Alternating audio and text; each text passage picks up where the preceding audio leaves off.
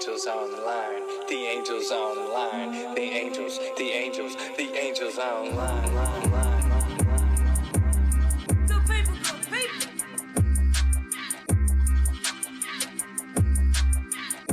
Good people, good people.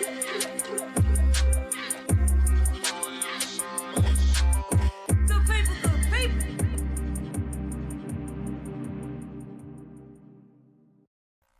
Woo-wee! Good people, good people. What's going on, y'all? This Angel with the Angels Online. We are getting ready to start season 3. This episode right here, we're going to call it Juveniles. We're going to discuss juvenile detention. We're going to discuss being a juvenile. We're just going to have a lot of input from individual who's been in the, whether it be in the system, working with the system, whatever it may be. That's what we're talking about today. We're talking about juveniles. First of all, we're going to introduce everybody, of course, and we're going to start with the individuals that we have online. We are going to start with Chris. Chris, can you tell us who you are, where you from? Yeah, absolutely. Can you hear me all right? I think Justin might need to turn up your volume a little bit. Can't hear you real good. You're kind of low. Can you hear me better now? We'll turn you up. Don't worry. Go ahead, sir. Yeah, we good? Yes, sir.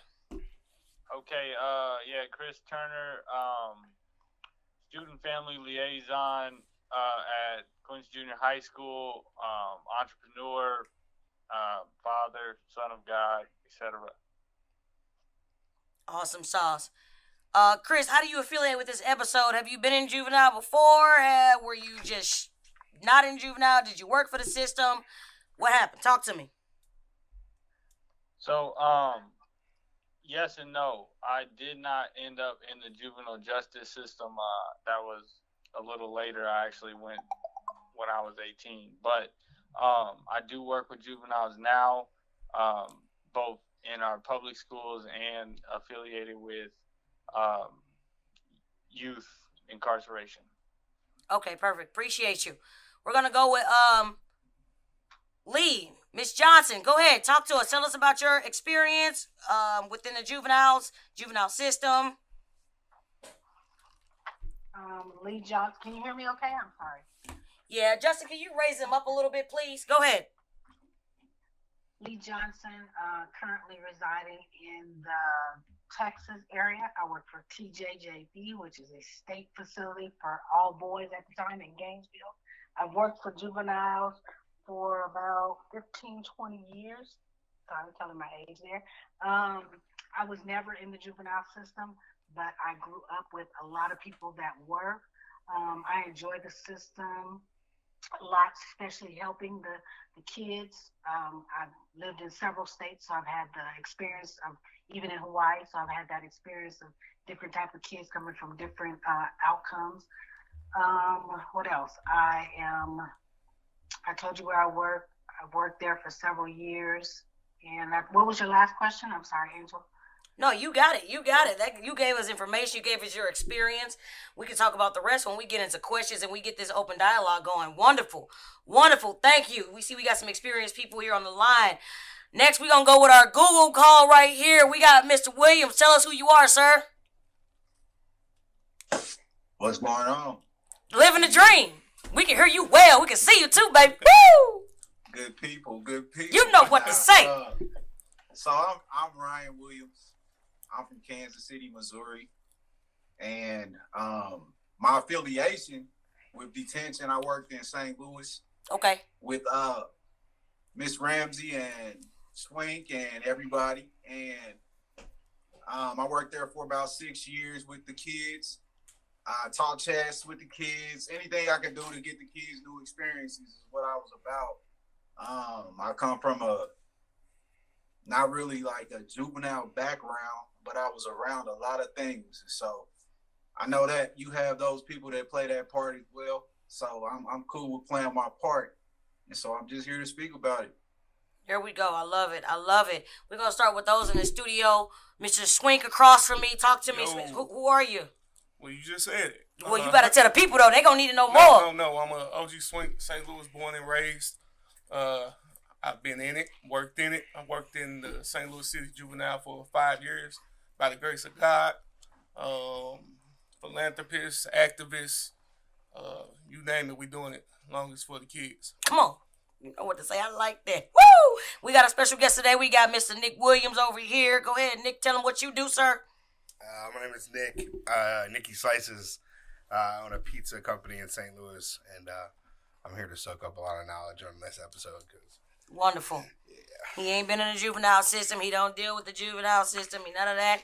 He's just here to be a part of it. He might have questions they want to ask. He just want to be a part of it. He might be able to help with his entrepreneurship. He'll be on episode 2, which is entrepreneurship, ladies and gentlemen. So, moving forward, of course, y'all know I'm Rhonda Angel Marie Diva Ramsey, baby. I'm here. Been in the juvenile Not been in the juvenile system, been worked in the juvenile system. My education, that's my background. Deal with youth right now in education. And of course, I'm the CEO and founder of the Angels Online. So, we're going to get right into it. And remember, we got open dialogue. We talk about different topics. Other people might have questions. We're going to hit these questions. Feel free to ask your questions if you hear something that someone likes and you want to engage in a more deeper conversation in regards to that question. Let's do it because people want to hear it. If you got the idea, somebody else has the idea, they might be thinking about it, they want to talk about it, and you know what my line is. Let's talk about it. This is Angels Online. First thing I'm going to ask, because when you hear juvenile, we know juveniles, we consider them youth. Adults or juveniles. We consider them youth. We can use the word youth, either or. Boys and girls, kids, children. Okay, so my question is, do you believe juveniles usually comprise males or females? Or which one more? We're going to start with Mr. Swink over here. I think traditionally, juvenile comprise more of males.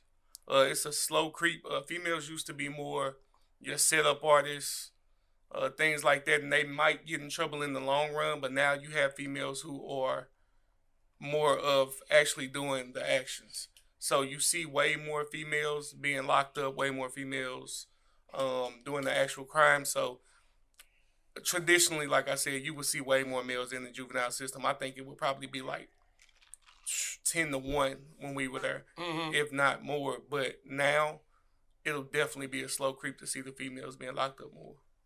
Okay, anybody else want to chime in? Ms. Johnson, you want to chime in on that? I want to agree with Mr. Swink. Every place I've worked, it has been about 10-1. The females haven't been there, but slowly they are starting to creep up. They're starting to either follow what the males are doing because they're involved with that male, or they're just, out there as a gang or with a bunch of girls trying to do what the males are actually doing. So I am going to agree with that. It has gotten, not as much, but it has gotten quite a few of them have been put into that setting. And another thing I want to add is that we have a diverse group here because Ms. Johnson has worked, as she stated when she gave her intro, in multiple areas, facilities dealing with males and females. So she hasn't only just been in St. Louis, Missouri. She's been in Hawaii. She's been in Arizona. She's currently in Texas. So she's seeing a little bit, and she's getting a little bit of this and that, a little bit of that, this and that, and the other. So Williams, go ahead, sir. Well, I agree. Come on, okay. I agree. Good. It's definitely changing now. I mean, it's like a change in culture, where I don't know. It might have to do with society, because as the males are being taken out of the home, who used to be, it's kind of changing now. But I mean, you had females that were there raising the kids by themselves and things like that, while the kids, the young boys, were listening to their dads, wanting to be with their dads, maybe following their dads to the jail even. And so now, it's kind of a change in things where females are making money. And I mean, even kids, like young boys make money. They do make money. And even now the young girls are making money. So I don't know. They have a different view. It's like chase money, and maybe that's what's getting people into the situations that they are, putting them in jail. And so I don't know. I see a change. It's changing too. I agree. I like that. And I agree. And just seeing it. And what I want to add is the circumstances of today play a huge part as well. Yeah. And also I think the ages, because you got grandmothers who are 40. Yeah. You know, and you got a lot. So when I look at the schools and I look at the community and the crimes being committed and everything, I mean, these girls are 14 years old. And don't get it twisted. Being in juvenile, for those that are listening, does not just mean that they committed this type of crime or that type of juvenile. I mean, they could be running from home. They could just be greatly disrespectful, doing the wrong things, not listening, runaways, trafficking. Some girls are interested in the trafficking game, getting this money. Which like people Mr. don't Williams, know, St. Louis is a huge place for big trafficking. big time. Like Mr. Williams just stated, you know, a lot of girls are like, shoot, I'm trying to get this money too. This ain't the 80s and 90s and stuff anymore. Right now, we looking at people who are trying to get paid, overcome their circumstances, and these parents, a lot of kids are falling behind their parents or what they're seeing, whether it's on social media or just in the streets outside, or what are they hearing other people saying. Everybody wants to fit in, right?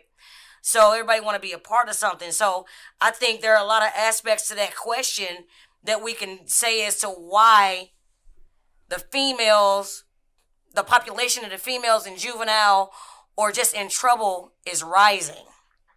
Oh, can I piggyback off that a little bit? Don't forget about the stripes.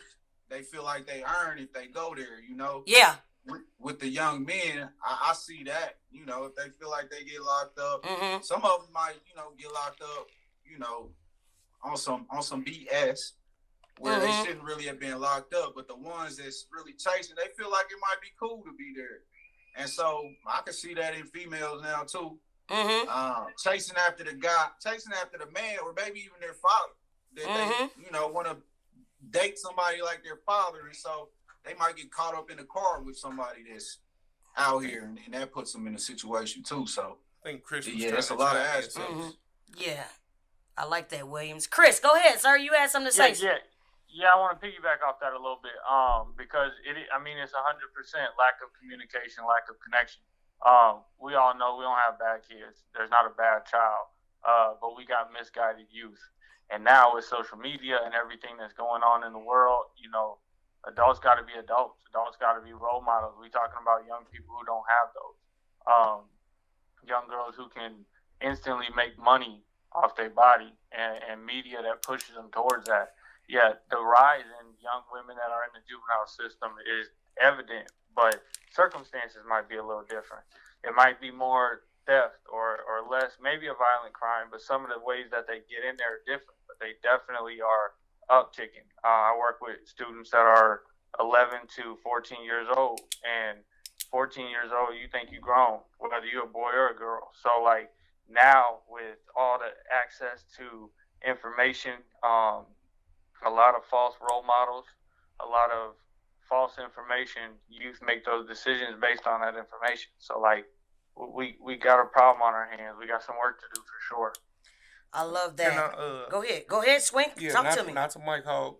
One of the things that popped up to me is a lot of different things that changed with the culture for us. Growing up, I think maybe females were meant to be more of a soft, polite type of person. The stigmatism on women. Yeah, sexuality. That where I'm gonna mix that in is you have a lot of females who say maybe identify as males or who feel more comfortable with males and they're riding with males. So they don't even look at themselves like they should be this soft or pretty type of person. I'm just as hard as you. Correct. So sometimes they have to go harder just to prove I'm just as hard as you. So I'm going to show you. Gender roles are different. Gender roles are totally different. So I mean, this may sound a certain type of way. You all know I don't care. It's a difference. I believe it's a difference in how hard a woman will go when she has a feeling towards something. Dudes are usually able to talk about stuff and let it go. Sometimes with a woman, it's like, no, you done it. I'm on you, and it's no giving up what I thought I was gonna do to you. Emotions are different. Emotions are different. So sometimes the situations being put in a woman's position is no letting go. So they're being pushed into more violent crimes. Maybe the way. I got one. Go ahead. So actually, Twink, what you said is right. My thing is, as females that are in that system, that's where we come in at. You know, our mandate or policy and procedures say in there somewhere along the line that we should be the role model. And a lot of times we're not seeing that. As people that work for detention or people that work with kids, we are the role model. Why aren't we teaching that? Why isn't that being passed along? What is the gap that's happening there that you can't say, okay, I took this kid to the side and I showed her A, B, and C. And then what I did was I went that extra mile to talk to the parent. You know, we at the schools, we seeing these kids, we face to face with them, we working with them day in and day out, day in and day out, and none of this is really happening. At that point, we have to say something is wrong. Mm-hmm. You see what I'm saying? Something is wrong. You know, Can I piggyback? Go ahead. I was just gonna say you're absolutely right. You are absolutely right, and really, that gap is being filled by Instagram, TikTok. It's being filled by our media stars, our rappers, are now our female rappers. You know, everything we talk about is different. So like we got 14, 13, 12-year-old adolescent minds being molded by that, and no parental guidance. For whatever reason, it might not be intentional. It might not be directly the parents just not being there, but everybody works. So like we got this whole idea of how we supposed to act and be, and truly, in my situation, I can only speak to my spot. 92% of our city is white, so we don't have mirrors at all, except for social media. We got a handful of brothers trying to do some things, but in the mind of the people in my community, they squares.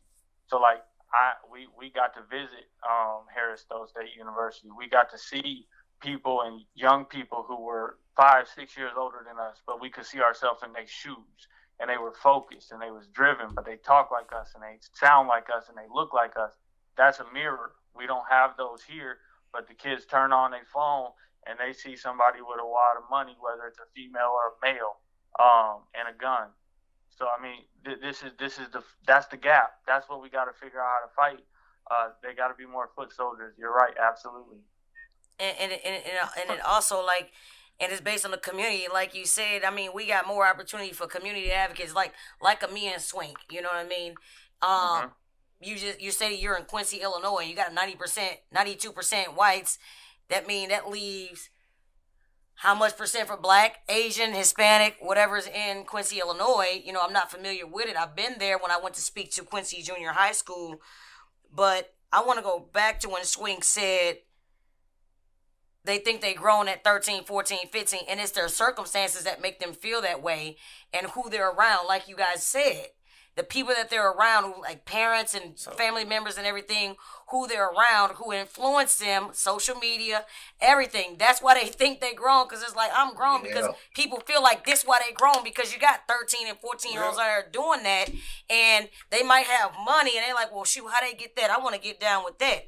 And then when you mention gender roles, a perfect example with that is, let's look at the WNBA. They wasn't making no money. Look how many NBA players are advocating for the WNBA, such as Kobe Bryant.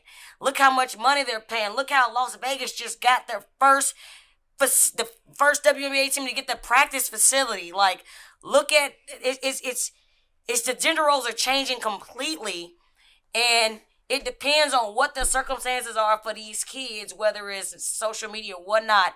So whatever their circumstances are that make them feel a certain way as far as their gender role, man, I got to be harder. I got to do this. I got to do that. Man, I'm not this. I'm not that. But they're watching somebody. Somebody around them is doing it. Well, right. If they don't know, it's like our parents back in the day. I don't get mad at my mama for what, she only could give me what she knew. And that's where, so parents, and this the one that's a little more passionate for me, because every job I've done in the last 10 years has been dealing directly with children and parents. and I tell this all the time, parents are the worst thing happening to their children right now. I'll say it. Parents are the worst thing happening to your children right now. You can only be so much of a rider for your child. Your child can be wrong. Come on. Showing your child that I'm going to be with you through thick and thin cannot always be the best thing for them. Come on. Because your child can be a little terrorist. The terror in the classroom, in the streets, in the store. And for you to come and say, well, my baby this and my baby that, instead of saying, what did my baby do? Come on. And how can we fix it? They have to be present. And we talked about this all the time. When Come on, Williams. We would have 6 months with a kid, and we could do only so much. They have to go home. And back to the environment. They have to go home. Can we give examples from when we all worked in detention? Let's do it. Yeah, we don't. That's all we got. We got questions where we got a lot of examples that we could be given, because what he just stated was, and we always talked about this all the time, like we've all known each other for some years now. At the end of the day, we could do so much, but they got in there based on their environment and what they had going on. And Juvenile, no matter what state, country, whatever you in, when you leave this structured environment and you're not, adults in prison, they make a decision. When we get out, we gonna go back to doing what we're doing, or we gonna go out, we gonna get on probation, parole. We gotta leave that life. I seen people that left that life. I was a probation parole officer, and I saw people leave that life and do what they were supposed to be doing. I saw people who got in trouble and reoffended. I've seen it. These are facts. And when you deal with kids, we're kids, juveniles, right? They're not old enough to get an apartment. They're not old enough to live on their own. So they gotta go right back into the environment that put them in there. I mean, it's tricky. It's a tough subject. So the example that I have, come on, and we were all there, you know. Okay. And it was when I was working in missions one day, and we got a kid in, right? And y'all gonna remember what I'm talking about because y'all was on me real hard about it. But the kid got passed. However, he got passed and up to his room, and he still had something on him. Right? And so, you know, it was kind of skeptical, you know, because he didn't want to move out of his room. He didn't want to go anywhere. And so, you know, and then I worked, you know, we switched units, and they had a unit F, which was like a pretty bad unit. Confinement unit. Misunderstood. Not no more, but go ahead. And so the kid was up there for a while. He would come out of his room sometimes, you know. and when I finally was breaking through to the kid and got into the room, it was time for him to go and be examined by the doctor. And he didn't want to go. Okay. And so when he finally told me why he didn't want to go, I was kind of blown away, but I still had to do my job. Right. So I had to take him down to the doctor to be, you know, have an exam. Right. A physical. And when the doctor gave him a physical, the young boy had some marijuana on him. Right. While he was in jail. Okay? And so I asked him, I said, after he had the physical and everything, and you know, he was calling me a snitch and everything, but and even the staff, and that's why I say it's tricky, because it's like a switch you got to be able to turn on and off. You can't. I mean, there's a time and a place for everything. Come on. So I was like, why didn't you were in the room, why didn't you just flush? And this is my point. Why didn't you just flush what you had? You made it past everybody, and you still kept it on you, and you were in here. And so what he told me was what made me think this. He told me that I have to sell this, man. Do you understand that I got little brothers at home? And my brother, if I sell it, my brother's gonna hurt me. I mean, if I flushed it, my brother's gonna hurt me. So the influence, what we're talking about right now, is it's so strong. People don't even understand. I'm talking about this kid was in detention. Right, locked up. He came in, he sat on some marijuana for about 2 to 3 days, when he could have just flushed it and been free, you know? Circumstances. He got caught with it because he just sat on it because his brother was going to hurt him. He felt like he had to take care of his little brothers and sisters. You know, ain't no telling where the parents was. I mean, brothers and sisters. So that was a pretty shocking. And I think it's funny because we could joke about it. Right. You know, Mr. Williams, you snitch. But it was like, even we were doing it. You know what I'm saying, with the whole snitching thing. You know, and I was like, dang, that's power. I mean, that's crazy. It is crazy the situations that people are in, and you know they're in them because of the environment that they're in. So, And they circumstances. That is a wonderful example because anybody that is listening who have never dealt with it, you could be on the outside. For example, Nick sitting here to my right. Nick could be on the outside and he could say all this shit about juveniles. He could talk all this stuff. But until you in that situation, like the one that Williams explained, you will never understand. Just like how they talk about the way we put our hands on them. Right. Until you've been in that snap situation where you have to save somebody else's face from getting knocked off. Come on. You're talking, so. That's a whole other question. Hold on. It is. Okay. No, stop. We're going to stay right there. Pause. Okay. Pause.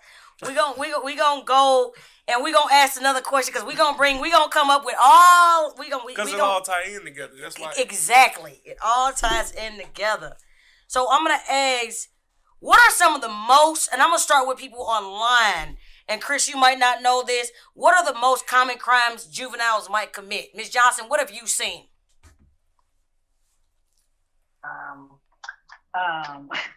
Just give me some of what you've seen. We don't know it because you've got a diverse background from Hawaii to St. Louis. So what are some of the crimes that you've seen juveniles commit? It's either been going to people's homes, stealing stuff, or car theft.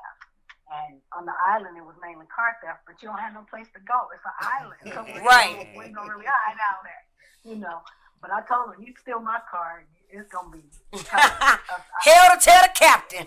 I think it goes by. I got insurance. I just went where I got insurance. But yeah, mainly, seriously, it was either going into people's homes trying to steal stuff they can sell or car theft. You know, that was their main thing. They want to ride around in somebody else's car. And my first thing is, you don't have a driver's license, right? I know, but you know, they left the door open, they left it running. I thought that was opportunity, that type of thing. It's like, okay, your thinking is backwards. We're gonna have to try to change that while you're here. You know? Hey, Ms. Johnson. But that was, yes. In your years, and Mr. Williams too, Ms. Ramsey, in your years of being there, I equate what crimes are being committed the most with how many times they've been there in their age. Because you watch kids graduate from one crime to another. Right. Some of them come in, if they come in at about 10, tampering. We get 10. They tampering or stealing out of store. Right. Then they robbery. go into they go into somebody's house first. And then burglary. There goes robbery after that. There's armed robbery after that. Then they come in, they got a life on them. And then they got a murder. They done call. It's never changed since they've been in there, which means their circumstances probably never changed. They went back into that environment probably, and they was like, like William said, they was looking. He was trying to help their man. You don't know I gotta sell this because I got this. It's like, oh, I'm gonna end up dead at the end of the day anyways. Or their parents are advocating for what they're doing, and we saw that firsthand with that shooting on the north side, I don't know, when we had that kid, and then his mama called him, and he went down there, he ended up getting shot and killed. You know, I was gonna say, Swink, that actually, I was really surprised the first time I was with Gap. The kid, that was my first time ever, you know, going to a funeral where a kid got killed. That was actually on my caseload, you know, and I was like, wow, this kid's little brother was with him and started to go, and he told him, no, go back home. And that kid ended up getting killed. It would have been both of them at one time. I was like, amazing. And this kid, he went into somebody's, jumped over the little fence they have, went into the person's house, tried to come back out, and the guy shot him. I was like, wow. What is, Ms. Johnson, you mentioned DAP. Our listeners don't know what that is. What does DAP mean? What does DAP stand for? Detention Alternative Program. Okay, so you were... go ahead. It's an alternative from being locked up from detention. What they do is they either put you on an ankle monitor or they give you some type of... program like ERC, which is the after-school program that you go to instead of being locked up. The judge is actually giving you the opportunity not to be locked up. And with these kids that were not locked up, you think they wouldn't do the crime. Well, in our minds, as adults, you would think they wouldn't do the crimes anyway. But these kids continued to do crimes and ended up being locked up again. So it was one of those things where the judge was actually just giving them the opportunity not to come to detention. I'm going to give you this chance so that you and your brother will not come to detention, where you're supposed to be the older one, which was like 14, and his brother was 10. So, and the mother was, I'm supposing she was trying to do the best she could, as Mr. Williams said, where she had a single mother, and we went out there a couple times to check on them and everything because they was both on electronic monitor, and they did well, during the summer, of course.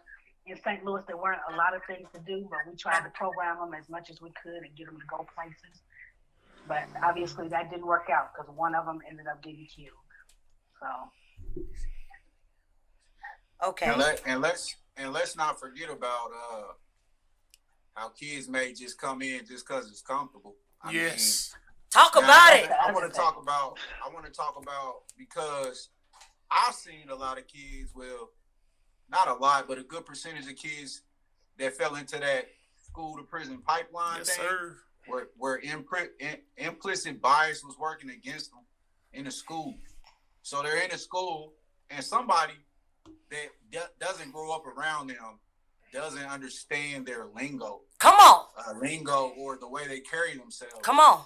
Woo. And then that authority steps in and uses their own judgment when they don't understand the kid, and that sends a kid to detention or juvenile. When that kid gets there, they have people like us. And so we have to be very careful too, because once they get there and they feel comfortable, it's crazy because it's like, man, this place ain't so bad. Mm-hmm. And they eating. They eating. Them coming back. Oh, let me in. Because they're around people. Chris wants some. And they can switch. They can code and everything. And so right. It's crazy. And it's a lot of things that send children to juvenile that mess them up. Mm-hmm. They shouldn't have been there. And the thing is there, they got a whole different outlook on life. It's like a school. But the thing is when they get there, it's funny because we find out so much more. We find out that they wasn't eating like they eating, you know what I'm saying? Because you got a lot of kids in these schools, especially St. Louis City or even Kansas City, wherever you at, Texas, it don't matter. You got a lot of kids that are in these schools who their meals come from school. And every school don't offer a snack. Juvenile, we offer breakfast, lunch, dinner, and a snack, right? You're going to have it a horse. Okay? We offer, and then the school that I be working at, that I help out at, they offer a snack at the end of the day too, and it's a drink and a snack. You know what I'm saying? I didn't have that growing up. I didn't need it. I mean, I didn't know nothing. It wasn't a norm, so it wasn't like I was missing out. We eat when we get home, whatever. Right. We had breakfast and lunch. That's it. But these days, right. when being in I didn't go to an inner city school, but I'm looking at it and I'm like, okay. And when they got the juvenile, and you think about it, after you've worked in the juvenile system, if you've been in Texas, whatever, because I've been in Texas Juvenile Justice Department as well, which is where Miss Johnson is at right now. But you look at it, and it's like they getting all these snacks these days and these meals, but parents out here selling food stamps. Parent out here, let me give. It's deep as hell. And all we just hit the surface because Chris, the kids get locked up. Chris on the phone. Chris he trying to slide in. Chris like, man, I want to get in on it because it's all. I mean, I got so Chris much. From Quincy. We got so much to say about this, but Williams, you're exactly right, because when they get in there, we get to learn a whole lot of stuff because that teacher that just messed them up. You just added to it, and you wonder why they say so angry, because you don't understand what they're going through. They hungry. If you don't have they empathy, sleepy. If you don't have empathy or anything, see, sympathy and empathy are two different things. But see, I'm gonna pause right there. Chris, go ahead, sweetheart. Hey, thank you for tagging me in. So, first and foremost, we talking to everybody around the country, right? We're not just talking about one spot. So, like, the first thing that comes to mind when everybody's talking is yes. What's different for the students that grow up in poverty, that got that trauma, that do succeed? What's the difference? And part of it, to the parents' conversation, is accountability. Like, how do we protect but not undermine the mission? We want our children to be great, but every time they make a mistake, we defend it. So they never take accountability. When we talking about where I'm at, right? this is something that's been going on. Not necessarily any oppression. Like, it's just the way things are. But how do we fix it? See, I'm the stopgate before they get to y'all. Hopefully, ideally. But I'm working with young people who are misguided. And when you talk about implicit bias, when you talk about stereotype threats, when you talk about trauma-informed care, we're not there yet. And like you said, that pipeline to prison is a real thing. So we got kids, and everybody know this. I'm going to say this. Every child is a genius. But if you judge a fish by its ability to climb a tree, it will grow up thinking it's stupid. Mhm. So like, we got kids that got A's and B's and love school when they get there, but they got some shitty attitudes, and they don't change them. Their life skills not there. Their people skills, their social skills not there. We could talk about COVID, but that's a whole nother conversation for another day. But we got kids that been by themselves, run their own ship, and then they got to come to an institution and follow rules. Like, that don't change no matter if you're not eating or not. That's something that's in the world. As ugly as that sounds, we got to figure out how to overcome that. Yep. So it starts with knowing who you are. We got kids who don't know who they are. It starts with having confidence. It starts with those things that kids don't have in elementary school. So by the time they get to me, they misguided as hell, excuse my language. But then you add on top of that, we have a lack of connection between adults and students, because mom is not sitting there having a coffee table conversation. I don't say kitchen tables because we didn't have them, but ain't nobody sitting around the couch talking about you need to listen to Miss Teacher because she's right, and even though she said something you didn't like, it's her classroom, and we got to figure out how to do that. Now they're like, this motherfucker, like, man, I can't believe she said that. We trying to protect our children, but at the same time, we giving them a message that school don't matter, that education is not valuable, that building your brand is not something that's important. So, like, that's where I come in. I mean, Rhonda noticed we started a program where we bring kids those mirrors. We set goals. We work on everything from accountability, respect, build your brand, the importance of being coachable and having a growth mindset. We do that every month. Those young people buy in, but they have to have somebody there that, like you said, speak the lingo, sound like them, talk like them, they can relate to. Because if that's not there, we lose them at an early age. They end up becoming a statistic in the community, and then they become a role model for the next generation that's watching them stand on the block and sell drugs. So I had Let's stop to with catch. that. Let's Go stop with ahead, that. go ahead. Wait. It's only one of Chris. That is only one of him. He is the example. One out of millions of schools. One. You have one advocating for those kids. That is ridiculous. Come on. I'm telling you, that's ridiculous. That makes no sense that somebody else is not seeing that same picture for these kids. Why is that? Why is there somebody else saying, hey, you know what, that kid over there is not doing well. We can do A, B, and C with him. We can guide him this way. And even though we know he has to go back through the environment, we going to give him the tools that he needs, him personally, because we cannot do the whole family. We're going to give him some tools that he needs to at least start getting. We're going to start checking up on him, making sure things are okay. Somebody needs to walk with that kid, or like Chris is saying, that kid is lost. He out on the block. I'll see you out there. That's all he's saying. I'll see you out there. So That's it. to get on what you said, Ms. Johnson, I was actually thinking about this while he was talking.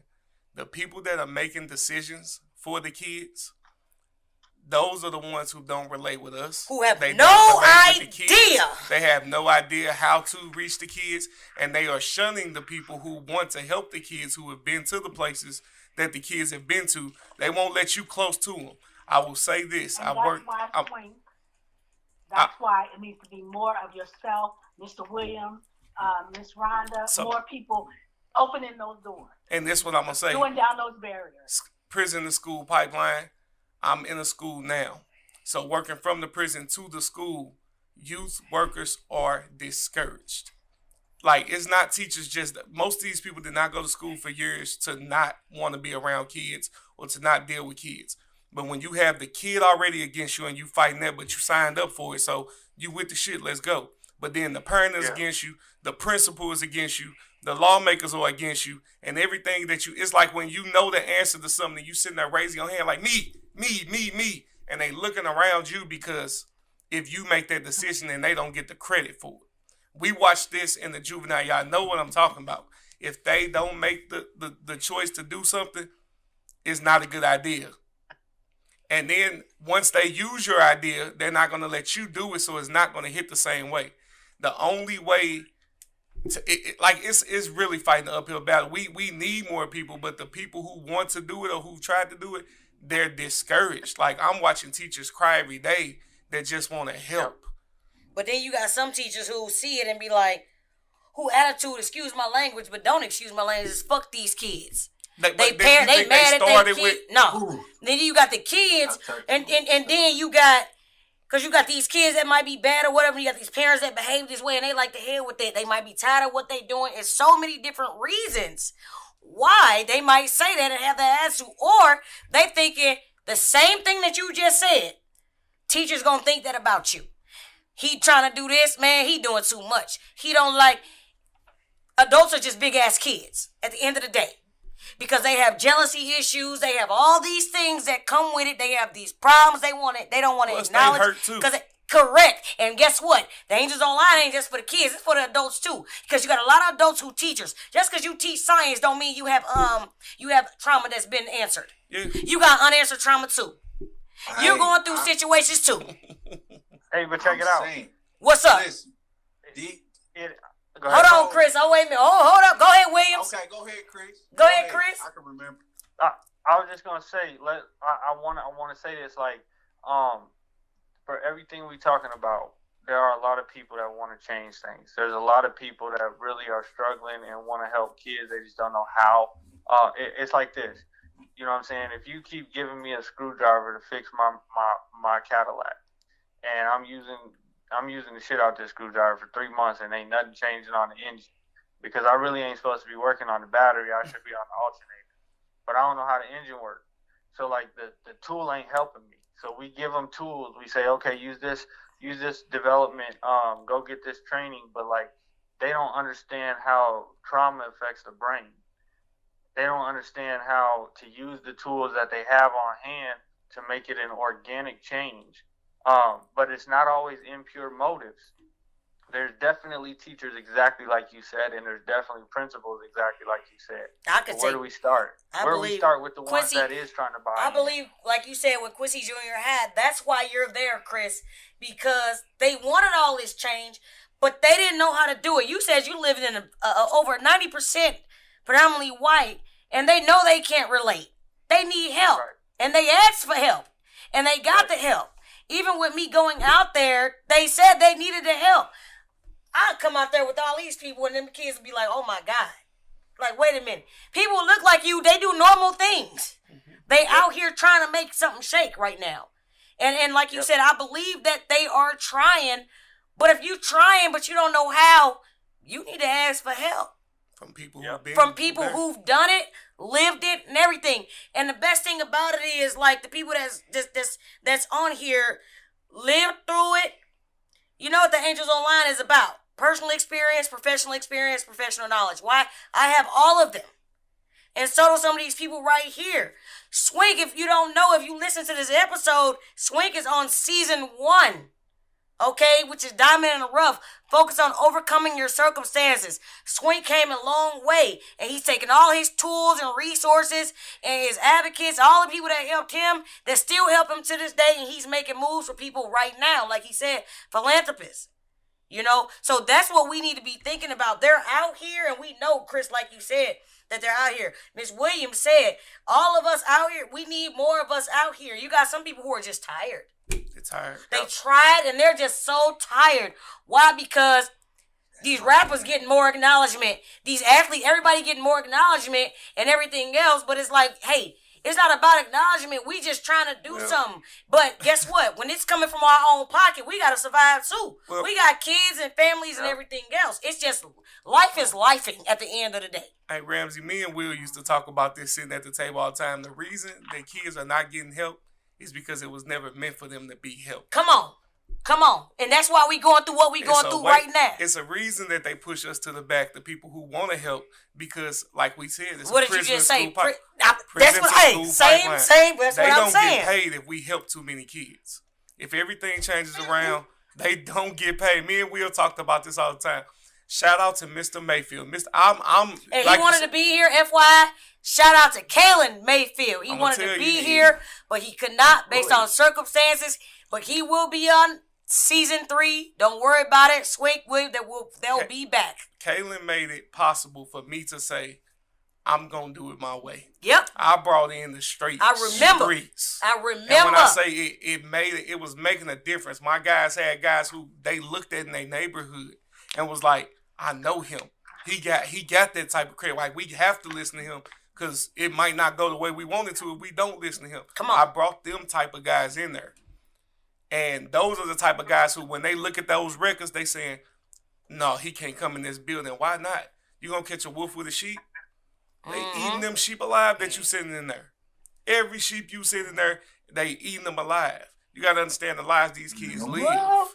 Come on, Will. You know what you know what we do. That was my point, man. Because you get these, they hire people, they put them into school, they get burnt out. And I'm not saying it's easy to work in school at all. Speak it. No, you speak it. It's worse than in jail. I'm doing both. It's not. It's worse than detention because you see stuff online. You see the teachers fighting back now. Yeah. They getting lashed out, right? And I don't agree with them fighting back because there's a time and a place for everything. But social media messes that up. Now, granted, I'm not going to have a kid in my face, but I'm going to know how to, handle that situation based off the skills that I've gained for that moment. And then there's ways to check these kids, man, because there were situations when we were in detention where I had to tell, like, my higher-ups, well, you go do it then, because it'll be times where a kid would try to put me out of a place. And I'm like, I'm not going nowhere, bro, because you got to be firm. Fair and consistent. Come in soft. Come on. You never get hard. Hey, come on. Firm, bro. You got to be firm. But and then you give a hug. You know what I'm saying? You give a hug after that. Like, I just have this thing with kids, I think, and I'm able to, they see me as a friend. I don't know, maybe because how I look, but then they talk to me and it's like, yeah, we're probably not going to get anything off on this guy, because I'm firm and I'm not disrespecting the kids. Not at all. I give them respect, but at the same time, there's nowhere they're going to budge me. You know what I'm saying? If they try to, whatever they try to do, I see it online where kids getting fights with teachers, and I'm like, yeah, that could be much different. You know what I'm saying? I believe that's a lack of classroom management. I'm just not getting, I've never had that issue even being in the classroom, but it's also the delivery. We're trained, like you said, Williams, we're trained to do this. If I go to school to be a science teacher, I'm going to go teach science. I have never been in an altercation in my life. I don't know anything about the kids, especially if let's just use the St. Louis city. I'm going to the inner city and I'm going to teach science. I'm going to tell you about photosynthesis. As a kid, you look at, man, I don't give a damn about photosynthesis. I'm 13. I'm hungry. Why you know what I'm saying? It's like I'm walking in this class. I'm walking in. Whereas I'm coming in, I'm not teaching you photosynthesis shit. I'm sorry. Hey, man, sit down. Yeah. We're not. Why? Because I said so. Because I said so. I'm sit down, please. And I'm going to say please because I respect you. Look up to no man. Look down on no child. I'm going to meet you where you at. I haven't disrespected you, have I? No, you haven't. Okay, so is there a problem? See, when you bring that energy and match them positively, it's hard. It's like the kid have to force themselves to be angry. Like, why you mad? And then you ask, hey man, why you mad? Hey, I haven't disrespected you. You know what I'm saying? Violence, and then it comes to a restraint. You got teachers fighting kids because they don't know how to do a physical restraint. And they don't want to teach them. And they don't, exactly. They don't want to pay the money to teach them how to do a physical restraint, a professional physical restraint, handle with care, whatever it is, APT, CPI. Teach them how to do it so they don't hurt them. Huh? What do you mean by it's human behavior too, though? Exactly. Because if I come to a grown-up firm, they're going to not be, I work in insurance now. And right. I talk to people on the phone, like work comp insurance. Uh-huh. And I got people trying to get over on me all day. And guess what? I'm kind of firm on the phone. Right. It's not a game, you know what I'm saying? Well, we can still handle business too. It's just behavior. If people think it's the kids, it can be the teacher sometimes. I said adults are big ass kids. I said that. They deal with drama. They have their own biases. They have their own personal perspective they want to put on the kids. Well, this kid doing it. But for real, I don't have no problems with my kids in my class. Hey, take a seat. But I see other teachers who come in my class, I don't even want to miss a day. My kids I'm the most structured, and they don't want me to be there. Hey, man, sit down. I stay on them 24/7, but they don't want me to leave. Because if somebody else coming by, I don't even want you raising your voice. Why are you raising your voice? And I ain't got to raise my voice to get my point across. Just talk to them. Talk to them. Make it make sense. I don't teach science. I teach life. I teach reality. And I give an example with all my things that I talk about. I give a life example. You snitching and you mad because he did this, but if you walk into a store and the police catch you and not him, you going to be in trouble, right? Let's talk about it. Teach them, because Miss Ramsey not going to be not going to be with you out there. I'm here with you right now. Swink, Williams, they're not going to be with you. You know what I'm saying? I'm going to go back and pause. Nick asks, because he's a guest, he asks, what do I mean by physical restraint? If a kid put their hands on you, what are you going to do? I don't know if you watch the news, you see kids fighting teachers. Yeah, I see all the videos on YouTube. A physical restraint, it comes with techniques that you have to use in order to demonstrate you're not using unlawful use of force, deadly force, not using those things. Striking. Yeah. So that's you still get your point across. You still get your point across when you do that, because when they realize, well, dang, okay, it might be one move that you use, which is legal and not going to, harm them like that. It's like, hey, man, just calm down. Yeah. You know what I'm saying? So it's physical force you might have to use like that, because it's going. We gotta go to the next question. This episode probably mess around be 2 episodes, because this is what we're dealing with right now. I want to move over to juvenile detention. What are some of the common problems associated with juvenile detention? And we can mean anything. Association with juvenile detention. Juvenile attention. Detention. I mean, it could have been either one. Right, so that's why you saying detention. Yeah. Common problems. What's the question? What are some of the common problems that you may have seen associated with juvenile detention? I don't mean to sound like but when we was there, we didn't. Okay, so being the last one to leave, the difference is we didn't see the same problems. One of the problems, the biggest problems now, is the staffing. While they're trying to, like I said, you using sheep to catch wolves. Right. So when they're looking at the demographic, they're looking at these kids that went through trauma. Of course, you need people there to help them with their trauma, because that's 50% of the reason that they're mental not health more. advocates. That's on here. You need them, but they're not directly dealing with the kids. So one of the biggest things that's going on in there is the kids not having any order. Well, to have some order, you can't use somebody who's trying to compromise. You have to have a person there who, like he said, is firm.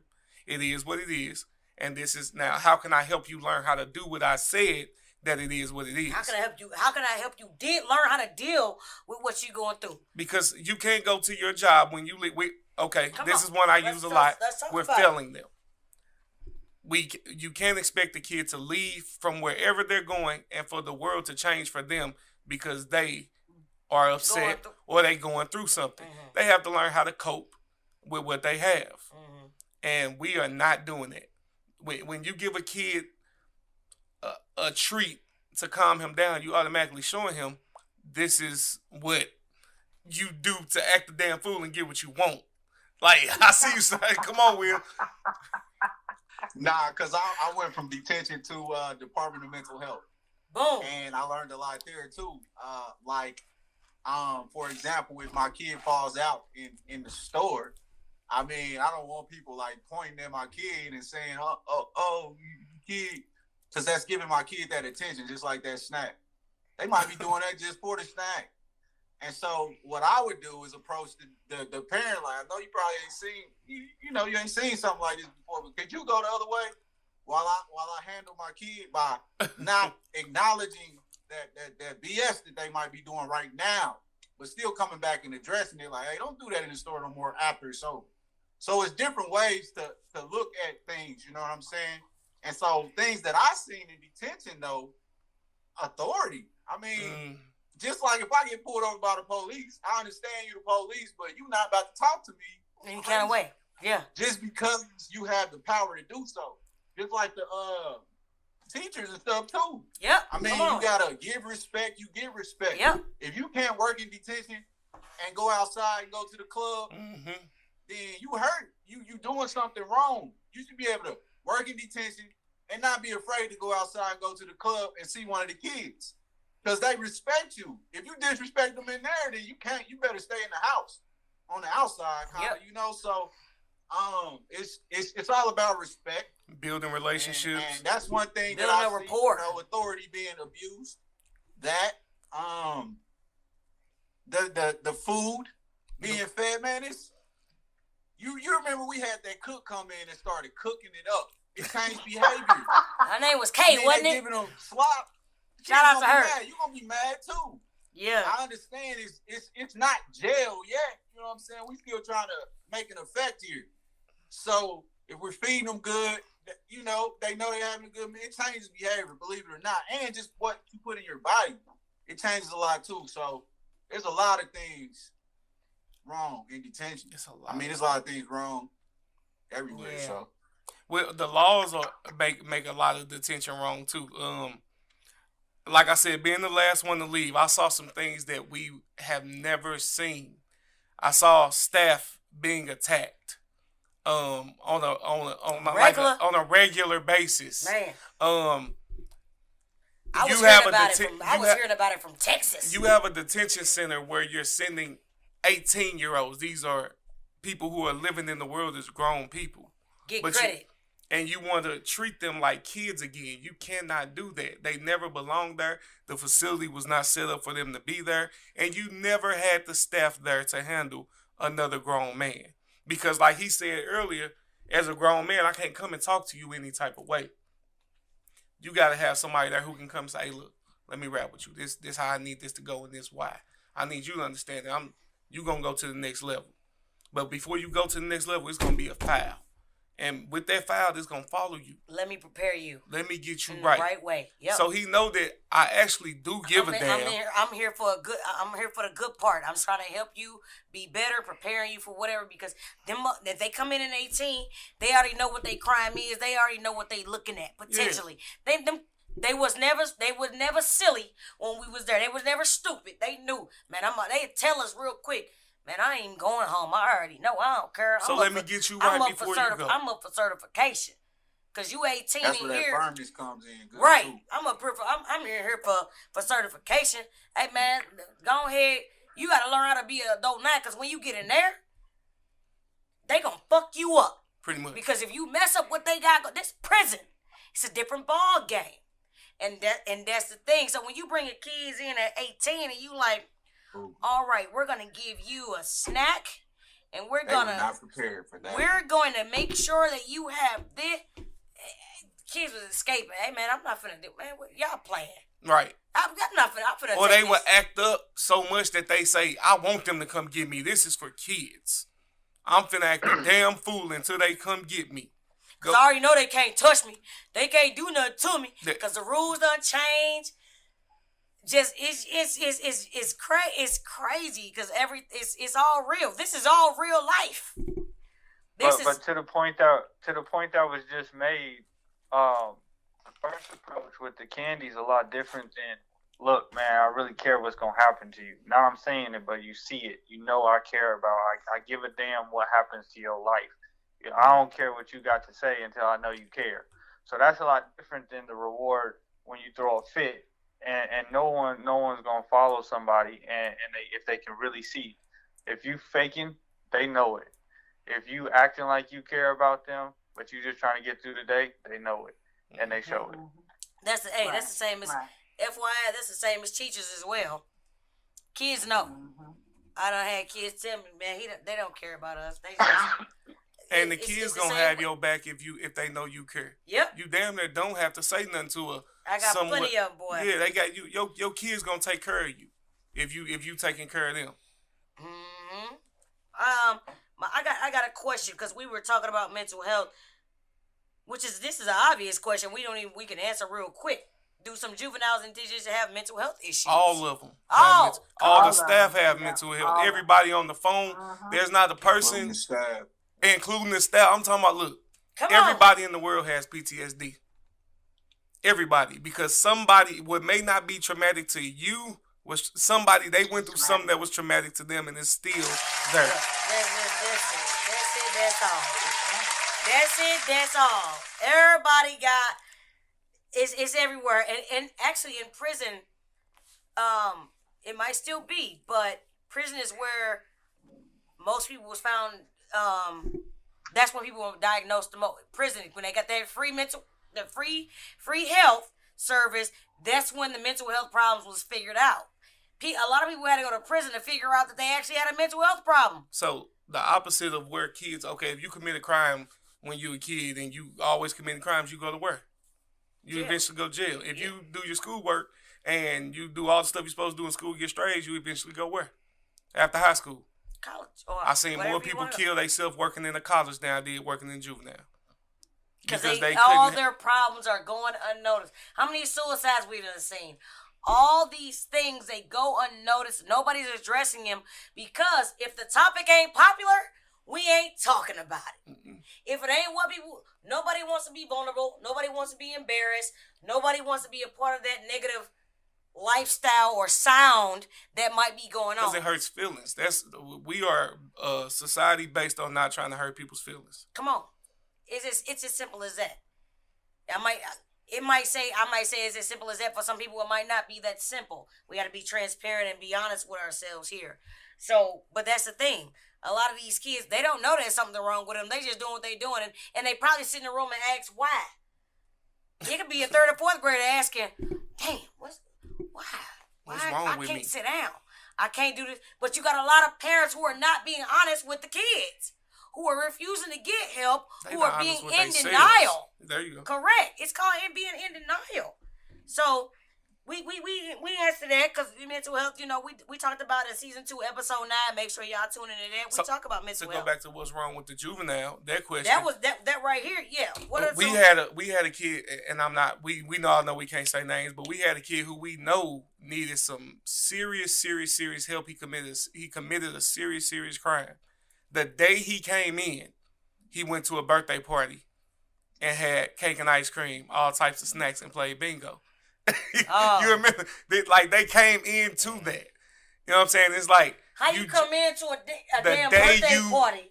Committed a murder. The day you got caught for committing the murder, that's what you walk into. So we creating a false narrative. Like this, like...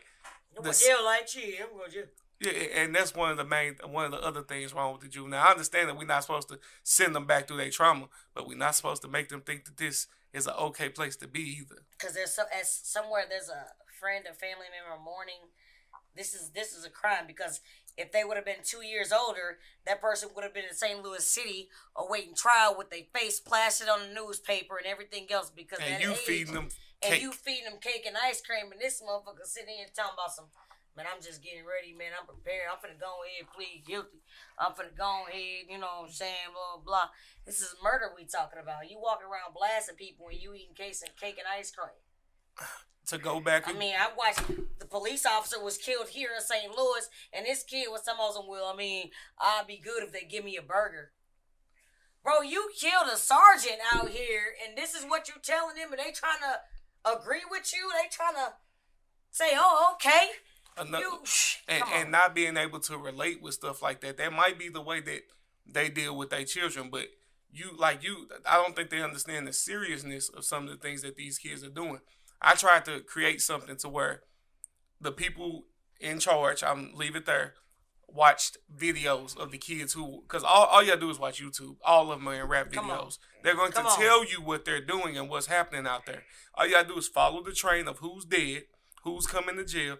You will know everything. Or like when we had the gang sign thing up there, they had gangs from the 90s, and I'm telling them, like, bro, take this shit down. We look stupid. They don't even rock with each other. Like, we're not in tune with the actual people that we are there to service, which are the juveniles. We don't know what they're doing before they come. That's it. Man. Well, it's easy to, it's easy to give a treat to get somebody to stop doing something, man. Yeah, my dog stopped too. That's just human. That's just human nature. It's easy. to give to make people stop doing stuff. So that's how I feel. And then they give say snacks to make the kids shut up. And they say, well, what would you do? Tell them no. Shit, it ain't that. Tell them no. Even though it's hard for you to say no, you gotta tell them no because that's what needs to be done.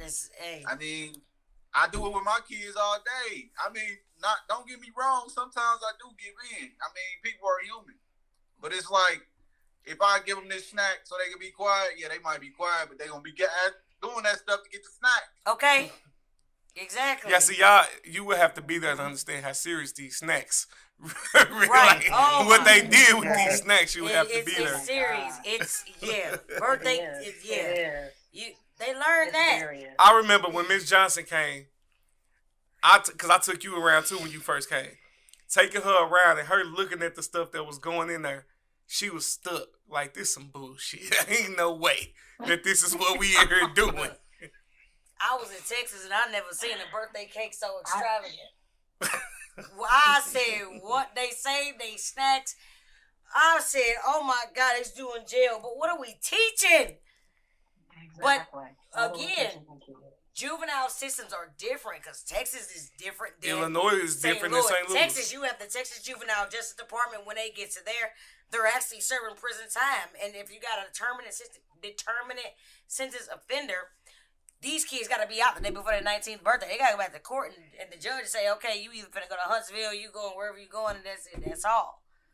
I mean, it's different. Here it's like you got juvenile detention, and then you take your ass to the city or county because you were waiting trial or you waiting to go. Out there, they got juvenile detention. If your crime big enough, you done enough, your ass finna go to the Texas Juvenile Justice Department, and they gonna wait till you go to prison, or you gonna, you got to go to this COG program or violent offender program or what it's. So you see the difference between all these states, but because we running behind. I got a question, but I like to keep this going because a lot of our entrepreneur episodes are gonna be right here.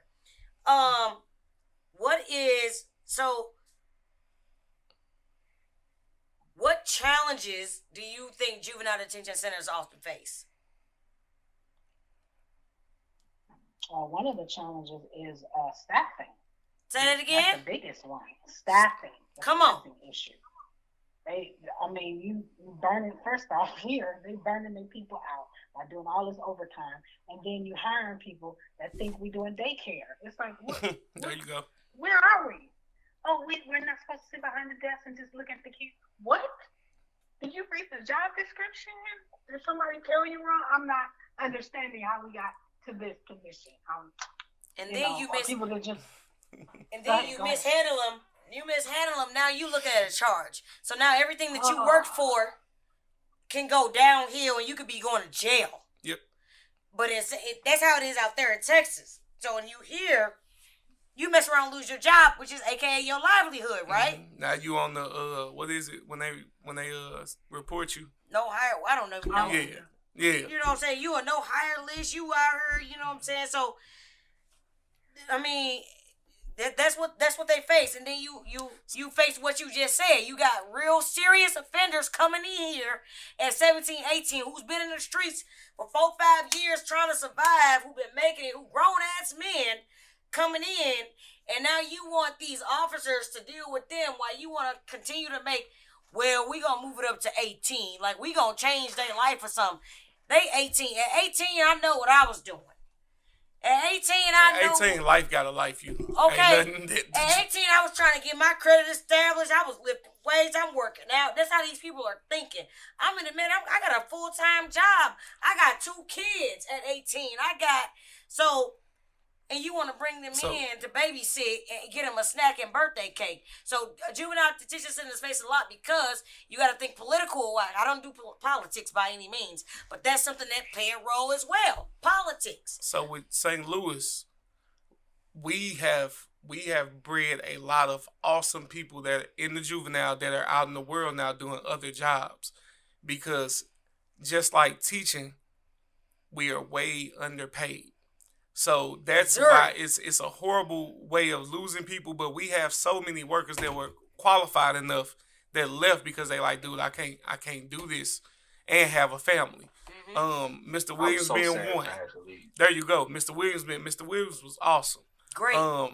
But now they're giving the money that makes sense, but you've lost all your workers. And with your laws change, it's like, well, I can't even come back in and work the way I know how. So I'm not coming back to get my ass whooped. Y'all, y'all gonna walk me. Y'all gonna walk me out before I get my ass whooped. I'm gonna win. Come on. So we're not gonna do that. And you stuck with what you have left. So you pretty much now you're paying people that, like she said, that are babysitters. Yep. And they getting their ass whooped. Yep. And like, we don't have to say it. It's on the news. So we ain't putting it out there. The news put it out there. It's real life to have so many escapes in St. Louis. Escapes, beats, just staff getting beat up, they do it on third shift staff getting hurt and injured and everything. Just blatant disrespect. But you got people that make the decisions who ain't never stepped foot in these neighborhoods, ain't never lived in these houses, ain't never done nothing. Make it just like we've gotta help them out. We've gotta pretend it like they care. But I'm just here. Let's talk about it. I don't care. It's real life.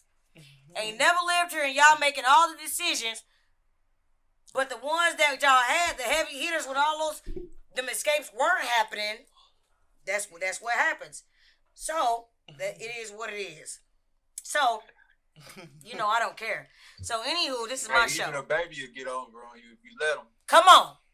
You ain't their friend. That's the problem. You can't. It's a catch-22. Where you stand on it. That's all I'm gonna say. Because even a baby will get over on you. I think with us, so me and Mr. Williams is part of the Crash Crew.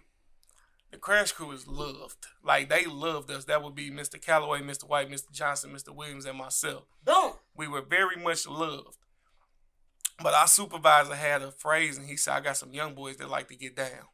But on the other side of that, those same young boys was the boys who went in and talked to the kids. We was the same ones who would take them to the gym if they was one of the kids who were over aggressive, and we gonna take them and we gonna have them one-on-one men conversations that they never had. So when someone who's higher up sees a kid, they could be throwing chairs, and one of us will come in and say, man, sit your ass down. What are you doing, dog? Mm-hmm. And they like, how are you able to do that? It's because you can't do what I do. Let me do what I do and get out of my way, dog. Mm-hmm. But they can't because they didn't make the decision for you to be able to do that. And that's really how everything with kids is being ran. Respect thing. It's a respect thing. It's a fear thing. People can sense fear. I know when people scared of me. I mean, I work in corporate now. My hair alone is just it's silly. I'll get on an elevator and I can sense fear. I mean, it's people. So it's crazy. It's terrible. And that's the worst thing. Like, it's crazy because I go to work and it's like you could tell when somebody just sense either whether it's a fear in you or just a jealousy or just like a question in their mind, like, what's she doing? Where's she going? She leaving early. Where's she going? It ain't none of your damn business, but they could have went to school. People so worried about what everybody else is doing. It's disgusting. Well, because they may have this is one of the problems I run into. They may have went to school so long that school taught them a way to do something. And that book taught them that that's not the way or the correct way that I should be doing that. And when they see me do it that way, it disgusts them. Oh, my God. But it worked. But they forget about perspective. They forget about circumstances. They forget about it ain't none of your damn business. They forget about all these things. And people really focus on what you're doing because what's understood don't gotta be explained. If you understand the fact that I might have spoke to that person or that person or that person about what's going on, the people that I have to get an understanding with, then you wouldn't be worried about it. No. That's like if Nick worked with me and he walked out of work an hour early, I don't give a damn. That's Nick business, baby. Because I don't know what's going on behind closed doors. I don't know about his family, his friends. I don't know about nothing that he got going on. It ain't my business. It ain't my place. I don't care. I'm not leaving. It ain't none of that. But everybody don't think like that. No matter how much of a perfect worker you might be, somebody is going to be there and be bothered by your energy. And I think no matter if it's whatever it is. I think we got to a point, especially with us. Us working our second shift. We were gonna do it our way, and it is what it is. If y'all got a problem with it, come talk to us later. But right now, we doing what we gotta do. And first shift never had a problem with it. And third shift they rooted us on. Great. Yep. And they were like, please do it because we can't. Come on. You know what I think it is that we could explain why we were doing what we were doing. It worked. And so when they come to us, like, we weren't afraid to get in trouble because it was like it was necessary. Full of cameras, man. It's necessary, and when you write that report and put those facts in there, understand who we dealing with. You gotta understand we had some high profile cases in there. Very high profile. Very high profile cases that if people pull up in the news, it's like, yeah, I had him. People that are sitting in prison right now that ain't finna get out soon. It ain't too many grown people killing and murdering people. We know who doing it. We had them right there. They with us. And that go with the next question. Where is it at? I had it. How do you think aggressive juvenile detainees should be handled? I'm clear across the board. I handle them the same way I handle the ones that ain't aggressive. Come on. Because you have to be the same, consistent. Firm, fair, and consistency. That's it.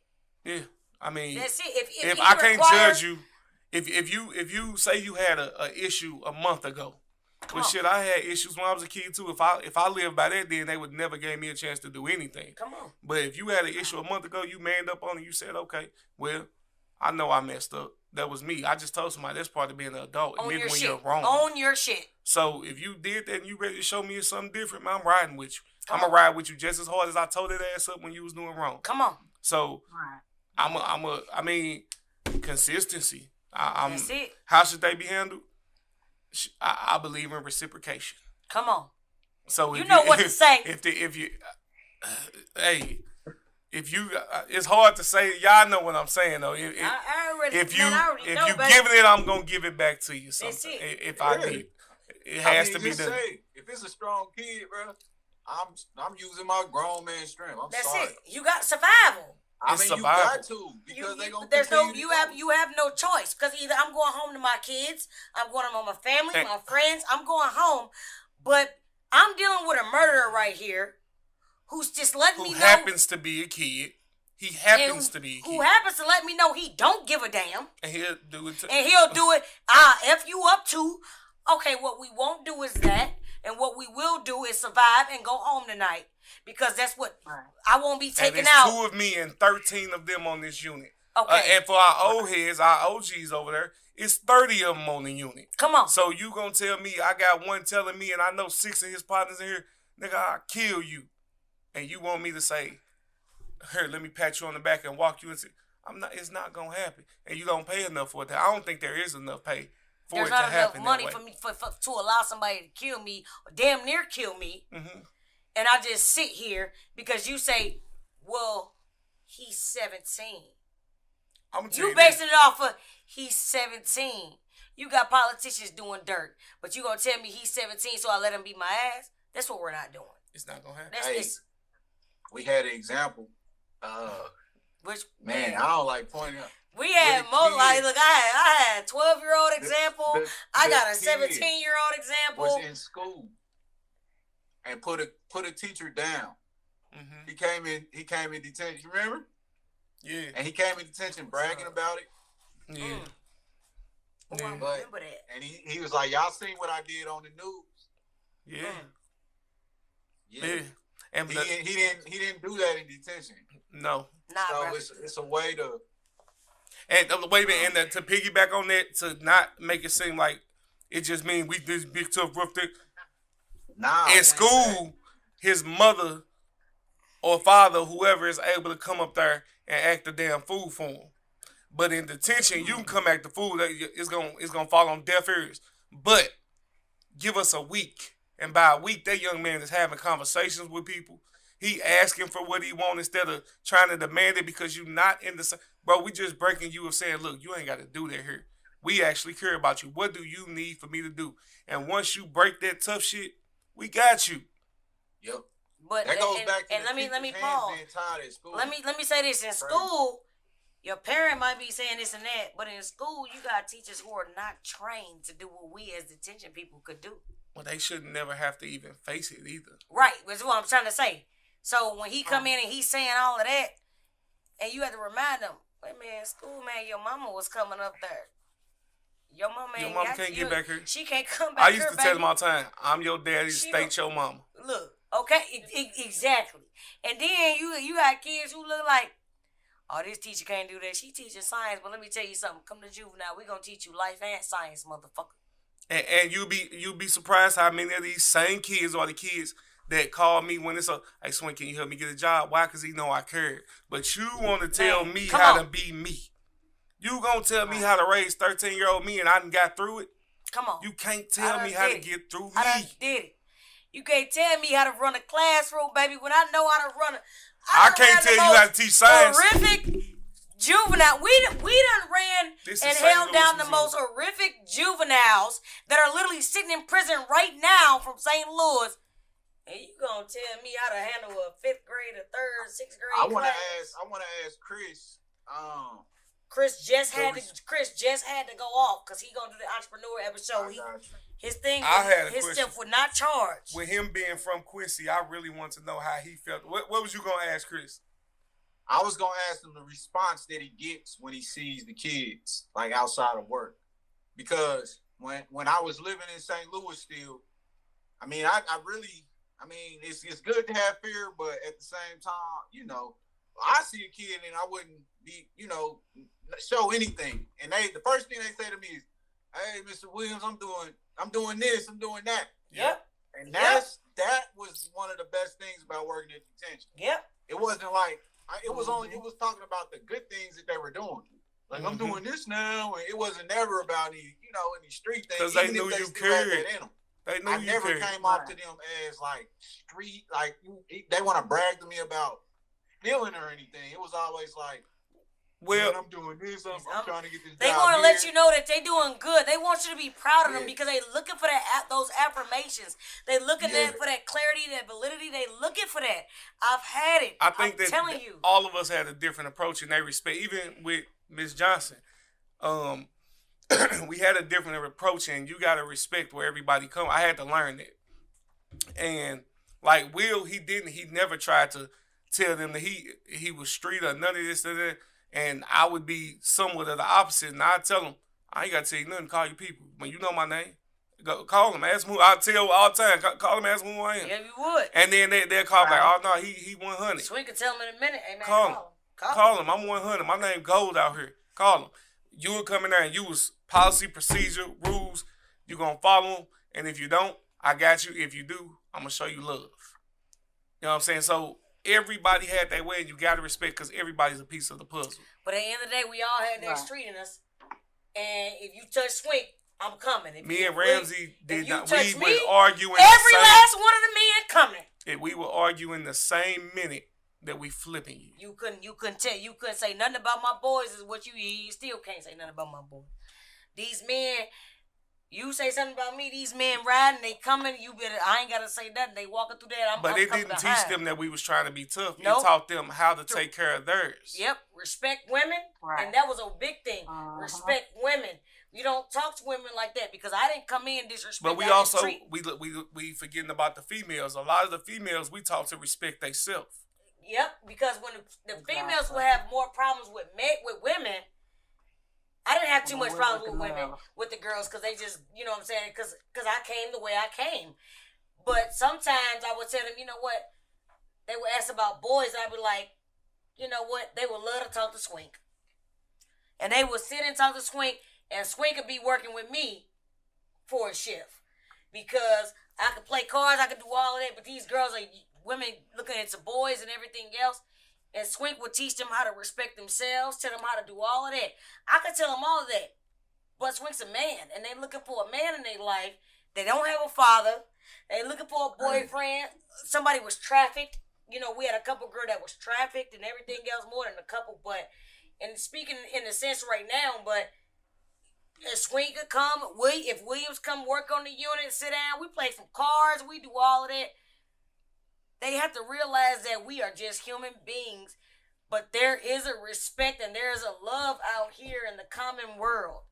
What they're looking at, what they've seen, what they've been exposed to is not the only thing there.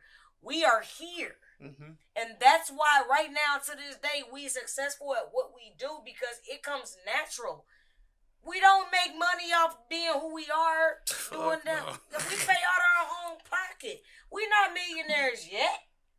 And if you were wondering, the girls got treated the same as the boys. Exact same. I mean, if they got out of line, and this goes back to, I'm sorry, I don't remember your name, but you were asking about the technique and everything.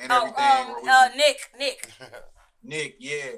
That goes back to that. Like, you can't, I mean, I understand, in those type of environments, I mean, you really had to do the same type of thing. My hardest restraint ever was with Ramsey in that hallway with a female.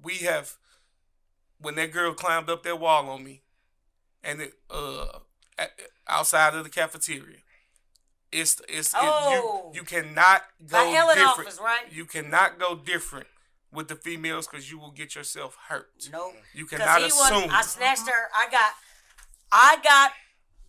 I'm not gonna use the word. Yeah, no, I'm gonna use the word. I got upset because he was like, "It's a female, whatever." But I had to literally snatch her up because at this point she was beside herself. She was out of control. And Swink, as a male, a strong male, like, no, okay, I'm a strong female, so it'll look different from coming from me. Let me snatching him up or whatever. But the thing is, we worked together. We stayed within restraint. And she wasn't hurt. And she was not harmed, but I guarantee, but she stopped, and she knew after that, hey, this is what it is.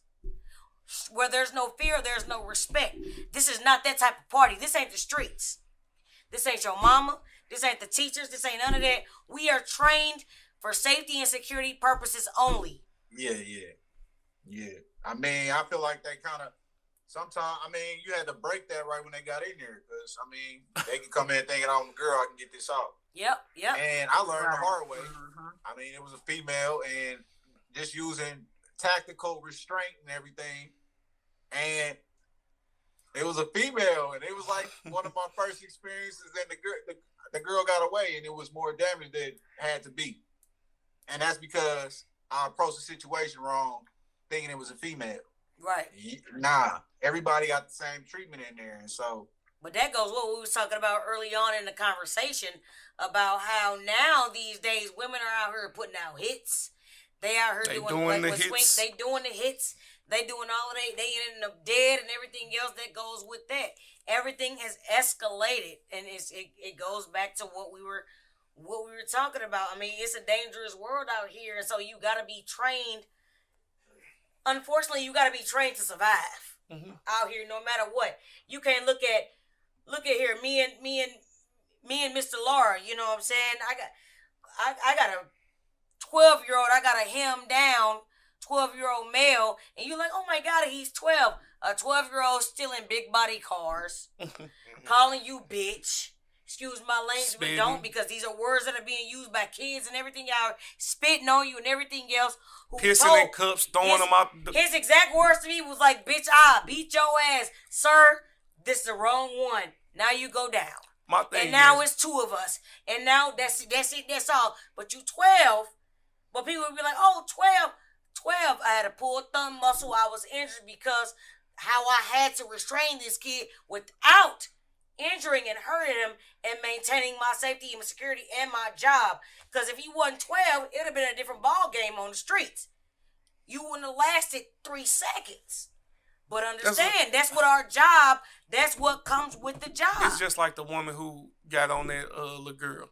If she she didn't do it the technical way, but if she really wanted to hurt that little girl, she could have. Come on, yes. She did restrain herself. Some people always talk about what you should have or would have done. Have you ever been punched in the mouth? If you've never been punched in the mouth, don't talk about how you would react to being punched in the mouth. If somebody robbed you or somebody hemmed you up, you can't tell me nothing. You ain't never been through it. If you ain't never had nobody come try to swing on you and you had to immediately object. If you ain't had I've had a dude that had 30 years. He know he ain't going 30 nowhere. years in Texas, and that's what he said. I ain't going nowhere. Bite me. Like, I mean, I've had... And if you knew what they taught us to do when somebody bite us, you would laugh. Look, Right. quit playing. And I one had thing I one like who was about- so Still mad trying. at me. I mean, dude body was 6-pack, arms skinny as it looked like One just... thing I liked about detention though was that the de-escalation after. Yes, sir. Like Yep. we talk about this, Talk we talk to 'em. about this, and I know Mhm. it. Like we're not bragging, and I'm talking about Nah. y'all too. I know y'all not bragging, but it can come off as, If you don't we understand did it. these things, we did these things, Yep. trying to be tough. But after it was all said and done, These like same we kids, would go in and like into the room with the kid, or give him his space and he needed it, but we were still sitting down and talking to him about how things Right. could have went different. Mhm. Making a plan for next time, coming up with some type of Yes, sir. something to help you not get to that point. It was never just, Right. put a kid down. So I don't want anybody to be confused about right? that. Yeah, don't It's be always confused. professional in the end of the Because day. all the kids that But all one we're saying is that you have to be firm. that one Yes. incident, after that one incident, didn't have a problem again. That same little 12-year-old, Miss Ramsey, I apologize. Hey man, I ain't mad at you and I Everybody don't have hate a you, moment. baby. Give him a hug and keep it pushing. We still here. Never had a problem again. The same girls who was playing skip-bo with. And Uno. Same ones. We got to the point of respect to where kids knew I am who I am and I'm going to do what I do. But I ain't doing it while they here. I got love for them. I don't even want them to have to put that. And not out of fear. It was out of, them my dogs. I'm Somebody actually care about me. Yeah, he cared. Somebody actually trying to help me. Somebody actually trying to do something for me because a lot of kids don't have nothing. I love working in juvenile because I love seeing the stories and getting their perspective and getting my own personal life and opinions out. I wanted to actually see real life, and that's what a lot of people don't get to see. They don't get to see real life. They can make all these judgments out here about these kids doing all these things, but until they look at a kid just trying to make a phone call who can't get a phone call through. Until they can get a kid who got a birthday and don't nobody show up for their birthday. Until you can get like all Or a these... kid that got the support, a kid that's sitting in jail, even though they made the decision they made, they calling on Christmas. And they hearing their whole family in the background. We love you, we love and they you. crying. Until you hugged him at the end of his phone call, kiss my ass. It's like, real I'm life. going to do what I do. It's real life. You see these kids getting popcorn on a Friday and pizza, and they like, we gonna play spades with Miss Ramsey and Mr. Swink, or Mr. Williams, or Mr. Overton. We gonna play cards. They just looking to play spades. The things that they couldn't get on the outside, which is regular life, they're getting now. So no matter how much they had to get hemmed up, they learn from getting hemmed up. Like, dang, everybody not against me because they got hemmed up because a lot of times they feel like everybody's against them because that's how they get in there. They back us against the wall. Williams gave an example earlier about a kid who was like, my brother said, I got to sell this. My little brother's got to sleep. We had kids coming there and saying, man, we came in here because this going to be our only meal. We don't want to leave yet. We had a kid, I'm going to say his name because he's deceased now. Ian Coleman, he was killed 15 years old, but he was 14 when he got out.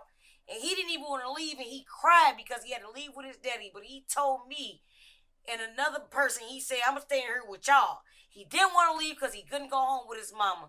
That boy was actually shot by his friends when he had a gun and killed at the age of 15. He probably still was 15 years old, few years before, 3-4 years ago. But to see and watch these kids in your face, the amount of kids at our conversations have that interact about, hey, you see this kid, Swink sent a news article, Williams said, I sent a news article, Williams or whatever. That's how it will go through the whole group. Dang, he did. DeMonte Young, Ian Coleman, this kid, Isaiah, going to prison for murder. Like, when you see that and get accustomed to that, that's crazy. So, I'm not afraid because I'm big on, especially black men using therapy. I had to go. I asked them to send me because I came in 2013. By the time 2018 came, when I left the first time before I came back, I had 25 deaths. I could count them because we used to keep track. Yeah. I had 25 deaths, only 2 that wasn't by a gun. With that being said, I'm averaging 5 a year. So I don't even go any season of the year, winter, summer, spring, fall, without somebody that you've told me to create a relationship with dying. So for me to come in there and every 3 months I have to deal with a death of somebody, that's trauma. So you putting your people in there, you doing this, and you're not taking care of their trauma. You just telling them to come to work, clock in, and take care of people. Yep. But you're not taking care of their trauma. Some of these kids we get close to, and we don't have a choice. We at work more than we at home. So we're going to get close to them. You could say don't develop a relationship with you. How do you do that? How do you do that in close quarters where you say, play games with them, sit in there while they doing their phone calls? If you sitting there on the phone call and this little boy telling his little brothers crying and doing, you can't not. Come on, man. We people. Come on, man. It's not gonna happen. You're humans. And you know where you come from. If you don't forget where you come from, you know. I grew up in the Blue Myers growing up, in the straight hood, hearing gunshots, recipe, stop sign. How you gonna, if I know what it did for me, that's like simple things in life. If I know what my experiences did for me, I'm gonna try to give these kids these positive experiences. Even though I went to school in the county, it's like, well, shoot, the fun things that I remember at the age of 36, the fun things that I remember, these kids might remember. Let me get them something fun. Let me get them something to look forward to. You want to pass that positivity off. How you gonna say, oh, don't get comfortable, don't get it? Then how the hell we expect them to make a change?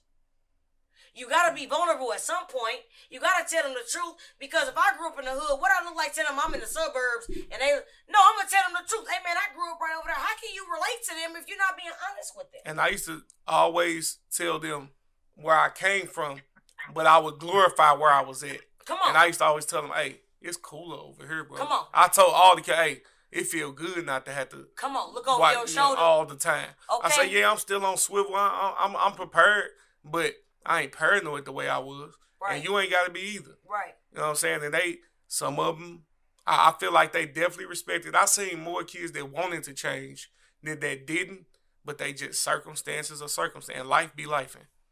That's it. And it's hard. That's a decision, especially if you're in that position, that's a decision that's hard to make. It's hard to make. That's like if you tell me stop dealing with kids or whatever, say fuck it, stop dealing with kids, blah, blah, blah. That's hard when you know what's out here and what's necessary. I had a boy, and this was one of Williams. He was everybody know who they call my boy in the beginning. He was a guy who had a lot of knockouts up on his belt. I don't say these kids' names, and especially the ones that's incarcerated. But this was my guy, and a lot of people did not mess with him. But sometimes even when I think about it sends chills through me, because it's like the relationship we developed, he did not change. But I still checked on him. I tried to get him in the job corps. Little stuff like this, telling him he got to get away from here. That man called me the day that he committed his last crimes, and the only thing he said was, you good? I'm like, what you mean? Yeah, I'm straight. I'm at the crib. I'm finna go to work. He was like, but everything good with you out here. You ain't got no problems. And I'm like, the fuck? What are you talking about? I'm like, no, I'm good. What's up, nephew? He say, no, I'm just making sure. That man was checking. He knew he was finna crash out. Mm-hmm. He was checking to see if I needed something done too, because I know what I'm finna go do. Mm-hmm. I know what he was doing, but I didn't know it then until he did what he was doing. Right. They don't understand how much these kids will do for you or how hard they'll go for you if they really know you care about them. Now, reverse. I had kids watching my car as a PO. Now, reverse that. Man. Take it to a kid who thinks somebody care about them, who giving them fake love, but that's telling them, yeah, go ahead and handle that for me. These 14, 15-year-olds, they influenced. Yep. Like, this shit deep. Big and this time. just this is the top part. This is just if the we surface. start This ain't digging even down here. and we don't want to care about people's names and all that. Right. Come on, man. You know deep. what to say. Big time. So, I mean, this is just, we gonna let it ride. I got a couple more. How do you think these parents can assist juvenile detention officers and stuff? Johnson, what do you think? I think they need to start being more open-minded and honest with their kids. I mean, these parents are not, for one, these kids are doing dirt, like Swink was saying. These kids are doing dirt, and the parent is just like ignoring it. Like, my kid is the best at, but no, your kid is doing criminal acts. You need to be honest and upfront about that. Your kid's doing, and we need to help you you and your child in some type of way. It just gets ridiculous when it gets out of hand. And like we said, that kid goes from detention to TJJD, and from there they go to prison.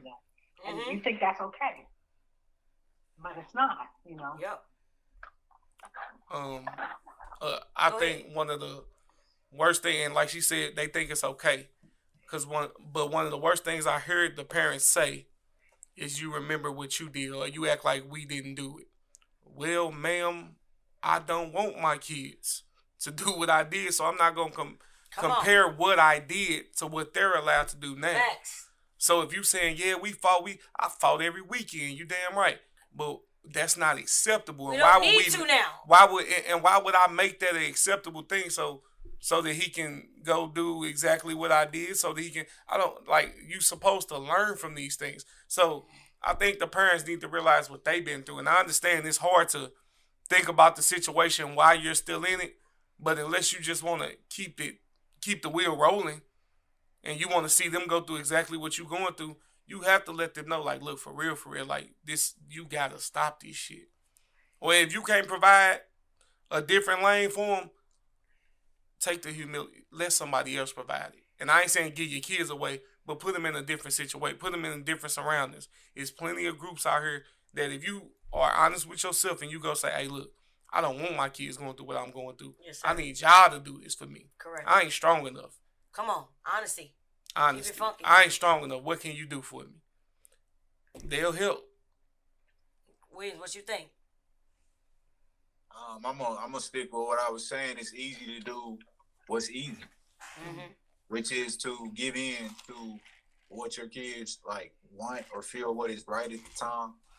It's not easy being a parent at all, and so I know that I have 2 children, and it's not easy. It's easy to give in, but you gotta be firm. That's the thing. You gotta stand on something.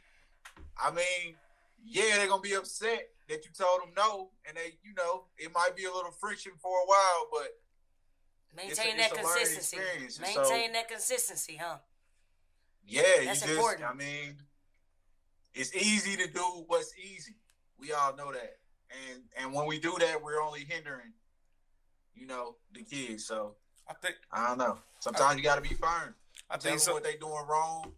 Check the parents that and then that's another thing. There you go. That's what I was gonna say when we were talking about the schools. Like, if I was in a school with the teacher or detention, I would tell the staff, hey, yep, you wrong, bro. Staff, we have to be like, bro, you was wrong. You know what I'm saying? Like that. I mean, they gotta hear it too. That authority stuff is, it's a thing. But yeah, one of the things, gotta be firm, and it's easy to do the easy thing, but sometimes you got to do the hard thing. Go the long way sometimes. That's all.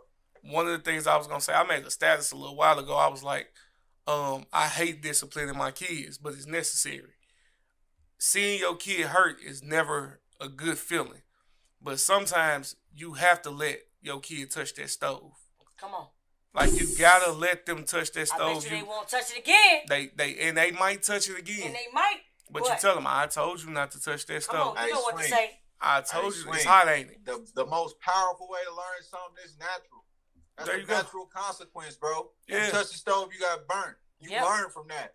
Yeah. And sometimes you got to see. Consequences me saying, don't you touch that stove. Now you don't even know that the stove, what it feel like. Or the worst thing you can do is when they touch the stove, you try to whoop the stove ass. You know what I'm saying? I told you not. The stove hot. Stove been hot his whole life. Everybody knows the stove hot. Told you not to touch it. But you burnt yourself, so now I'm mad at the stove. The stove's gonna be a stove, dog. Like, we seen kids punch the wall, break their hand. Told you. Oh, many times. We seen kids pissing shit in their room, and what happened? They gotta clean their own shit up. Yeah, that's you, dog. You did that. They realized, okay, well, I guess that's not a good idea. Because next time I'm gonna have to clean that up myself. Right. But exactly. if you, as a parent, say, I told you not to do that, blah, blah, blah, but the whole time you said it. Give me them up. I'm going to clean it up. Man, I'm gonna tell you like this, and this might be something you might not want to do with a kid, but I don't know. As a man, the easiest way for you to start really manning is to not want to be on the bottom. Yeah. The bottom is the bottom, and it's hard down there. Somebody that always reaches down and grab you, they not letting you learn how to be a man. Now, I'm not just saying just give them away to the world, but you got to let them touch it a little bit. You got to let the world touch them and let them see this is what the world is going to do to you if you don't listen to me. Nick, tell me about growing up with your parents. Rest in peace to your parents. Tell me about how you didn't deal with juvenile system, right? No. How did you deal with getting in trouble and everything of that with the conversation that we have going on right now? I love that you're here listening to this because you're an advocate for the youth and just everything that you got going on. Yeah. What's your experience in dealing with those situations and everything? What you was going through and everything? I think for the most part, my mother was way more hands-on as far as like the nurture, but my dad let me fuck up. My dad let me make mistakes. Come on. And I see it with I got a niece now, and like my sister and my brother-in-law, great parents, but there's some last weekend. She gets ready to go to bed, and she's sitting on the couch with her little tablet, very, very nice life. And she's like, I want a water, Daddy. And I've seen him go up and get that water. Meanwhile, she asked me, you got legs, you're very young, go ahead and get that water for yourself. Right. You love to do things on your own, go ahead and do it. But back to my dad let me make a lot of mistakes first. But if I messed up, if I did something stupid, and this is one thing he always says, I'm only do it once and figure it out. If you do it twice, you're stupid. Yeah. Come on. Love and it. I knew if I did something that stupid, it was hand on the back of the neck, walk past me, go to your room, and I can feel the wind right now in my neck with that. Right. Okay. But also my dad was very involved in who I was around. There were kids that I couldn't see it, but he could see it, and he'd be like, Ryan Simpson, no more, can't hang out with him. I didn't know that. I just thought he was a cool kid, a cool kid. Yeah. He was a friend. He was a homie. But where is Ryan Simpson now? Not in the best situation. Right. And it didn't take long after he told me not to hang out with that kid. For that trouble to come. And every single kid, he was right about. Every single kid, yeah. So, I applaud your father for that. You know how hard it probably was for him to do that. That's a tough situation. Oh yeah, absolutely. And I'm not saying I was involved in any kind of juvenile system at all, but my dad was my baseball coach all my life. There was constantly kids that did not look like me staying in our house every summer. Just baseball kids, whether you were any ethnicity, any religion, whatever. We always had people, me and my sister, that did not look like us. Diversity. In our house. Or we would go over to other people's house and see how other people live. And this is not just not black folks. This is Indian folks. This is everything. Just being exposed to the way other people live their lives, that was super important. And that's why I think I just have a general respect for anybody. Because you were taught that. Your dad did absolutely. That. Yeah, my dad was a G. He was a good one. Black male. Right there. Yeah. Good guy. That's dope. Dope, man. And that's what I realized about. I mean, I ain't trying to change the subject. No, anything, keep going. Go relationships in general. When you have relationships with people, everybody comes from a different background. Yeah. Man. And you're not gonna change nobody. Come on. I'm just saying, you gotta understand, and you gotta meet people where they're at. Yeah. And that's it. And you gotta understand and respect their boundaries, respect their culture, respect all that, and just respect them as people. That's if we want to keep it here, we could say you're from Kansas City and we're all from St. Louis. We could say I went to a county school, he went to a county school, but he went to Riverview, and I went to Eureka. But we sitting at the same table right now with some of the same circumstances, but not the same. But we can relate in so many different aspects. But there's a mutual respect in all of them. You know what I'm saying? I was growing up in the Blue Myers and on the South Side. So that's different from being in Riverview, even though I had gunshots ringing and everything else and whatnot. And I had a different lifestyle out there. I was more like, what Swink like to call me a lot of things. Proper, and Swink like to talk bad about me, you know. Swink said I'm a nerd and everything else, you know, he ain't but right. You know what's crazy about that? I was just talking to somebody else about this. A lot of our kids are not being able to be who they really want to be, because even though I may have been doing the stuff I was doing, when I got older, I looked back and I was like, damn, I really kind of wish that I hung with them. I wish I was with, like I told one of my homeboys, shout out to my homeboy Arlen, I told him a long time ago, I wanted to hang with y'all. And he was like, shit, we wanted to do what y'all was doing. I was like, dawg, I wanted to be with y'all. That shit looked fun. I got tired of being outside for real. Like if you outside, all the cats who've been outside for real, you don't glorify it. It ain't nothing that you want to do. Like that's not a fun thing per se. You know what I'm saying? Yeah. So I might make fun of it, but I'm definitely looking like, damn, I wish my potential would have been tapped the way that some of these other kids were. And that's why I refuse to say, well, I did it. Man, nobody's what's the saying? The OG used to say that came in there? Something about the geese that fly with the geese that with the eagles. Hold on. I'm just saying, you are who you with, man. And so you are the company that you keep. Huh? You are the company that you keep. John Moran. Yeah, he used to say soar with the eagles and walk with the geese, something like that. But I got friends to this day that are still my homeboys to the end. But I do realize that if I'm not bringing to the table what their mindset right now, which might be money, which might be, flipping property, then they're not going to be around me that much. You know what I'm saying? They're just going to be. But when we link up, it's cool. Yeah. But that's because you got to understand where people at. It don't mean you not. You're not there with them. There's a time. There's a time and place and everything. So that's man. Woo! We got some episodes to go. I was gonna ask, how can juvenile education programs be improved? And I feel like everything that we talked about summed up in that. Just bringing what we talking about to the table.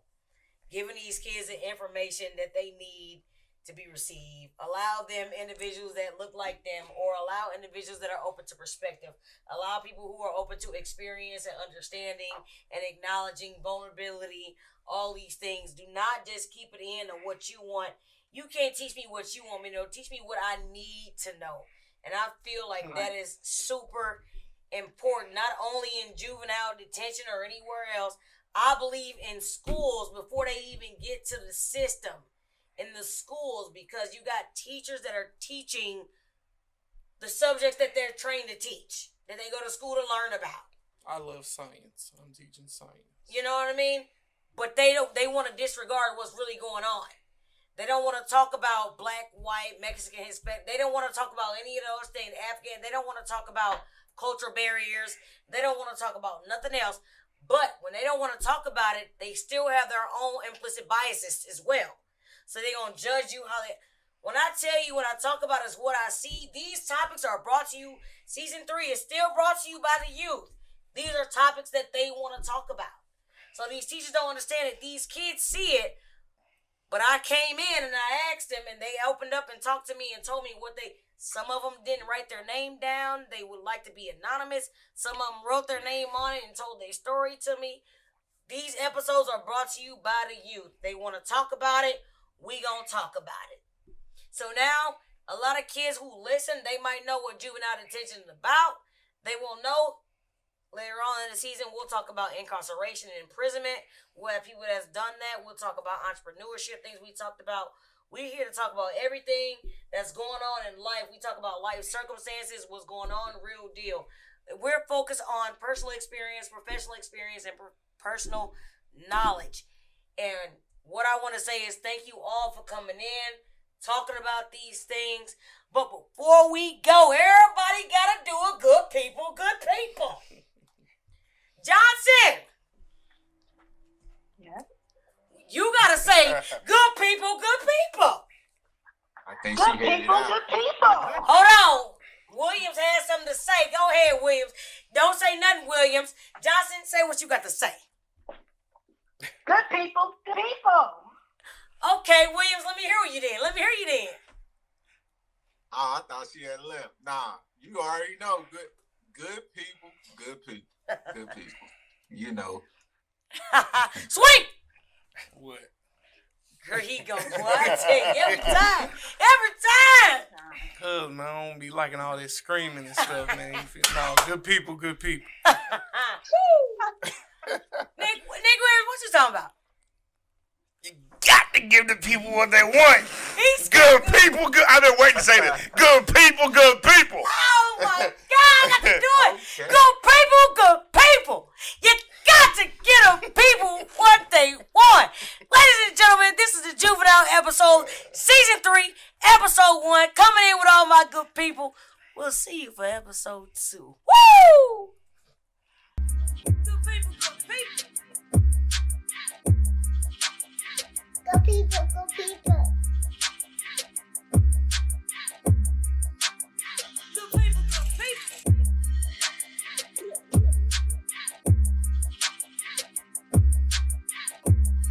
Go people,